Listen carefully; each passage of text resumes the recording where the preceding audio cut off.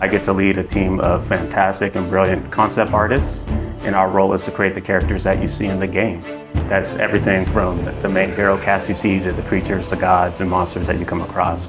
The hope is that we get something that feels unique and stands up to the history and the legacy of what the God of War franchise has always done. I feel like from the first games, that was a similar approach that they were doing, and that's not always easy.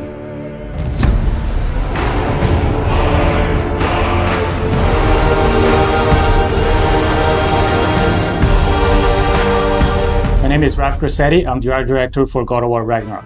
Hi, my name is Marissa Coppert. I am a character technical artist. Hi, my name is Angela Rico, and I am a senior character artist in God of War Ragnarök. Hi, I'm Della Longfish, and I am the lead of the character concept team at Santa Monica Studio. Come in. What in all yarns be the happened to him? As a character technical artist here at SMS, I rig most of the characters and props that you see throughout the world. As character artists, our job is to create 3D assets based on the beautiful concept art provided to us. We do this by making sure that the silhouettes on the models and the textures and materials stand out instantaneously.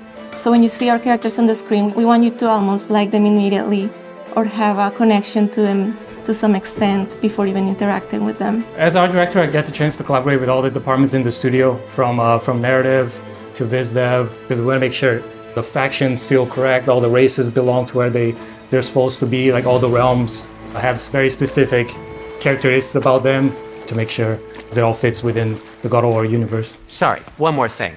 Although these are gifts I'm giving to you, so I shouldn't be sorry and you should be thankful. Anyways, here, please be careful.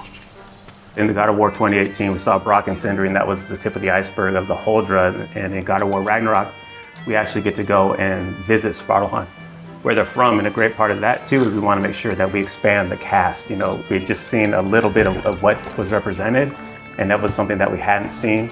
Svartalfheim is a beautiful place. There's a lot of different biomes. You go from wetlands to mountain springs, and took a lot of inspiration from hot springs, from the minerals that you find, a lot of colorful minerals, a lot of resources. So the dwarves being the races that they are, we knew we wanted to play on that as well. So you see their influence on Svartalfheim on every corner.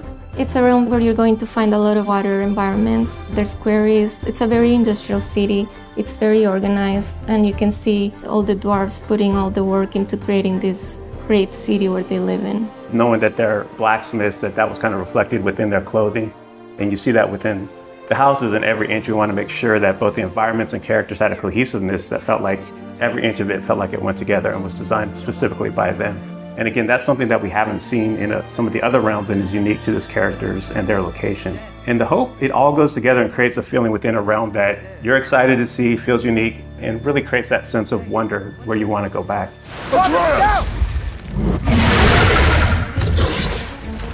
When designing a character to match the geography around it, first it's definitely dictated by the viz dev team and the narrative team and the story team. They make sure the character is designed for features that fit in with what they need. When designing the Grims, we took a lot of inspiration from the environment. So we took a lot of inspiration from lizards, creatures that kind of belong to that environment. They have those big claws. There's small critters to the big ones, and really building up that race, making sure they kind of belong and that realm felt lived in and that ecosystem felt like very diverse.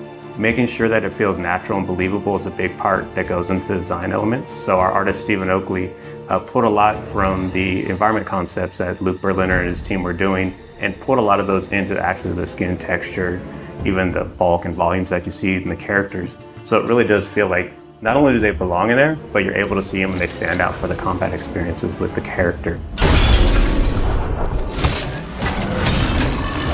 Character design is all about storytelling. In the example of Durling, his design was really tailored to convey his own personality. He's a bookkeeper from Svartalfheim, and because his job demands, he's very organized, he's very rigid, and he's a very play-by-the-rules kind of guy. But then in contrast, you have his friend. So when you see Durling connect with his pet, we see that he's not all just this rigid librarian guy, but that he's got a softer side to him. I do believe that we're all storytellers, no matter what we do, even in the tech side of things. I mean, we work to make these characters that then tell a story, and we can also kind of put those features and traits on our rigs. The prophecies say Fimbulwinter leads to Ragnarok. War is coming. Svartheim, the dwarves, working with different races from different realms, so definitely seeing Ragnarok and the impact of that into the realm, it puts them into this position that's very interesting to see which side they take and things that they're building. So as you go through the level, you find out a lot more about this race and the political situation that is happening while Ragnarok and Fimbulwinter is taking place. Hey, dwarves! Oh. They're, running away.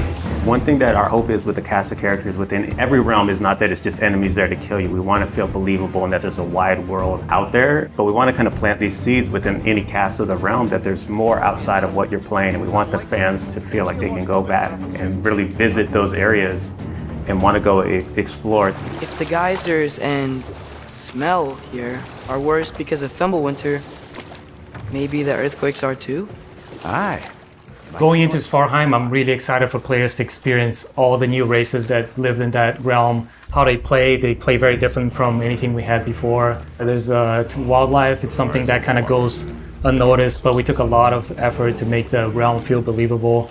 So there's a lot in Svartheim, a lot to explore. I'm really excited for Svartalheim. It is a gorgeous realm. After looking through some of the cinematics and playing some of the cinematics and playing through some of the puzzles, I'm so excited how water plays such a big feature in that realm, and that is so cool. I'm most excited for fans to finally get to see how the dwarves live. Brock and Sindri were fan favorites in the last game, so I think that all the work that we've put into Svartalheim is going to make all the other dwarves shine just as bright as the brothers did.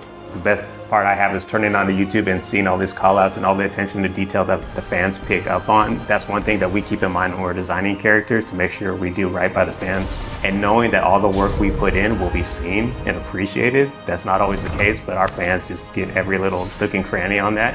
And we love that, and we packed a lot of that in for this new cast, and we hope you guys get the same feeling with God of War Ragnarok.